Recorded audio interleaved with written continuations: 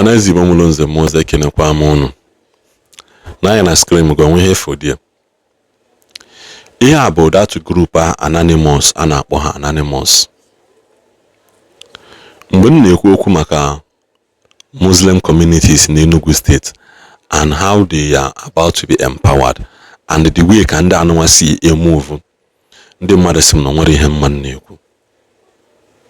This anonymous group ha bụrụ original, so ha na Chukwu Ndozi FM kwunu wa afọ iru m ọfụma. Ha bụrụ original, so ha na Chukwuma. Ha bụrụ fake, so ha na Chukwuma. Mana one thing is certain for sure. Mma niile jekọ n'ụzọ. Ekwuru m sị na mgbe m mee post si una na a man came out na social media say that na Enugu State nwere 4%, 40% Muslim. Onwere onye salia, onwere onye bulia. Somebody put akwa wee dee ọzọ, which na wetem video severally about it. Somebody put a dee ọzọ, si unu that na ha na in 2027 or 2031 that na ha need the governorship candidate of Enugu State or vice governor, that na ha warrant to go that level. Di okwu na PDP enwere onye fully as anything. Mwetekwa report saying that some Arewa youth came out calling for the resignation of Peter Mba because na Peter Mba is not recognizing their right and they are getting one as the indigenous abo. Moromonye mela indigene of Enugu State. Onye obona megine Peter no. Mwetekwa video at least unu ya gbalo ma kebe na this channel that I have consistently been saying it. Mwetekwa video where say that na ndị Hausa na ha na-emove speedily ka Islamize ya Anigba using Enugu State, especially Nsukka. Asem na mamari him na-ekwu that it will never happen. Sala agbachala agba nke ọnwa nke agala aga agbachala agba. I brought a video soon nekwa the majority of ndị Nsukka na-eti isi ya na ha na-eti ha na-akpọ their whole family eti isi ya na. Which na me abịa sị na that na me as a person no kalmumma that I will gladly, which I will say it and say it again. Now kalmumma na no with onye mma no onye na agwọ ọgwụ. Ama no na remo me na Igbo, ma no ọgwụ ka ọ na agwọ. I know na mmụọ ya na Bible battle we are all spirit versus spirit, altar versus altar. Odoma ya na onye na agwọ ọgwụ kalia.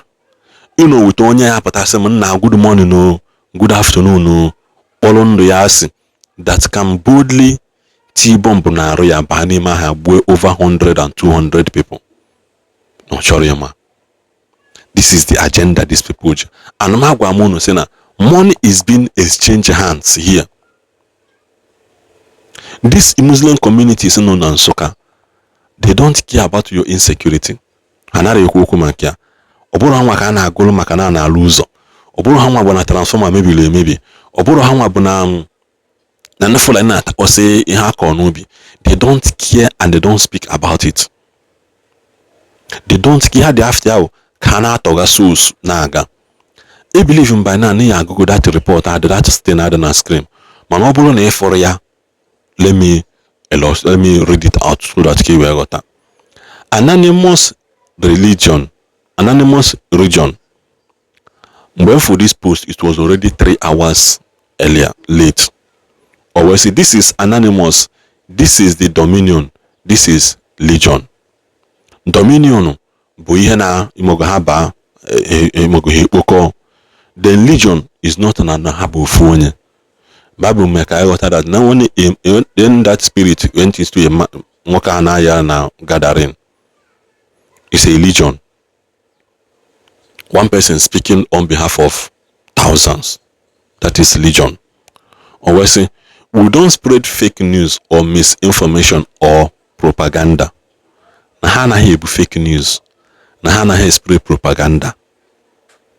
Or nahana hebu news in order to confuse people. Or say, if we say 18, better listen or you will regret it. Nahakwe no kalege mani against or iti had I no letter. Or we say the people of Enugu region precisely Nsukka. Precisely Nsukka. Precisely gini Nsukka. Governor never that place anya. Governor, I am not against anybody's religion. What I am against is ka ihe na-eme Okeke na-agbasatala Okafọ, ka ihe na-eme Nkechi na-emetụta Joy. That is my own. Ọ bụrụ anyị na-ete na Igbo adịrọ mma na some people will never have any cause to speak about it because now they believe that this is their religion jihad. Ha na-push. I take the history of Iran today. Iran now Iran is able until they were conquered and run over to the extent that their national flag was changed. Iran was never like this before. Go and check your history. Until these people are planting them mad and run us over. Biko how I say make Nsukka must take precautionary measures. Precautionary measures. Oya ha na-ekwu the same thing na-ekwukwa. Precautionary measures. Si na-ebanye ha anya. Especially Matthias Ezeaku. Matthias should also be investigated also. Because okwuli ekwu na his video, one last video me. O si na no bụrụ no ndị Muslim conquer Nigeria ka Christianity wee conquer Nigeria. Na by now everybody ka ebugo Islam. Matthias kwuli ekwu. O wee say they should take precautionary measures against this Islamist bandit. They made it clear.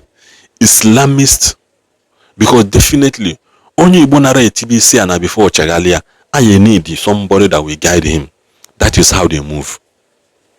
As you go, okay, JJ Menka, then has it is there somebody misinterpret what the Quran says because on can see they will make sure that na misinterpret here. Sa Quran nyage ngwa once is hang inguhan ya kwim nke ga na kanai. That is how they operate. Or I say this is the third and the last time we are making this exposition. Somebody like me, this is my fourth time of doing it. How we now this is their third and final time they will say it. In case this is my fourth, and I will keep saying it until Obande buys. Kamala ni hai na-eme, Enugu State needs to be looked into, especially in Nsukka. Especially in Nsukka. Mmadụ ife odo n'aka sị m na onwe ihe eme no. These people are one of the most patient creatures enwe after ndị Igbo anyị. Ha na-enwe ndidi. They can map out a territory kpọsọ onye na-ele suya, na-ele koros, na-ele akinu, na-ele nka in a location for 15-20 years. Odonye ba ha mụọ nwa. Eju echi ma sị gị no, this is where their grandfather started. N'ebe aba na ha. Ndị ugwu ezi si na n'ugwu bịa na n'Igbo abịa zọ ha na. Which na ekwu gị severally.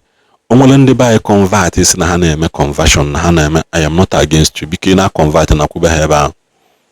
Otu aka na odu ọnụ. Na kwube ha dị ekwu na ha zọ na ebe ahụ bụwa mewekọwa ihu na arụ aka n'ike isi na-eme. Go back there. Because you know you fully well that na nda they don't care whether in a TC and in a gum in a joke in as much as in a boro on your fulani how you give more set. Why then are you suffering yourself trying to embark on a suicide mission? Ekuchakwanum always go hozunu choku tini na comment section ichokwa ikpo me you are also welcome. Man ikpo nke YouTube manager approve your comment or the lady God the one.